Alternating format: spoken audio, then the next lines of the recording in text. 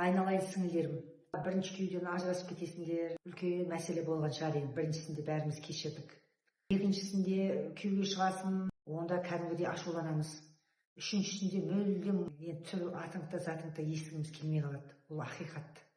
Ол менің ғана жақтырмайтын мінезімнен емес, ол барлығы да жақтырмайды. Өйткені біреу быдық болды, біреу сыдық болды. Үшіншісі не болды деп ойланамыз ғой. Біреу олақ болса, біреу салақ болса, үшіншісі шолақ болды ма деп тағы ойланамыз. Содан кейін бар ғой, дұрыс қой енді, табиғаттың заңдылығы. Біз енді бір жерді байлап қойсақ та, табиғаттың өзі жоғары қарай алып кететін нәрсесі бар ғой. Бірақ Құдай үшін, жандарым, бірінші, екінші байдан бала бар ма? Болды енді сол балаларды жеткізші. Үшіншісімен әйтеуір сен және мен деп бір кездесе берші. Енді оған да рұқсат бердік. Табиғаттың заңдылығы.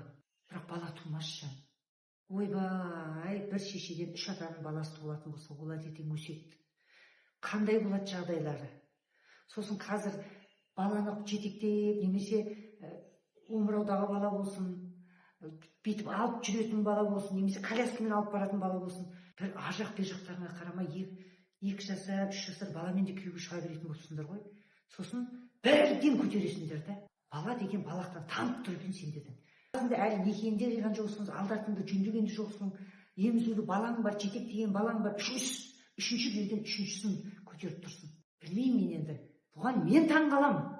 Сендерге қалыпты екен. Баланың қандай жазығы бар дейсіңдер. Баланың қандай жазығы бар? Қандай жағдайлар өтіп жатыр қазір басымызда? Қандай жазығым бар деген сұрақты саған қойған кезде, сол кезде бармақты шайнайсың жаным. Осы сөзге қатты мән бер.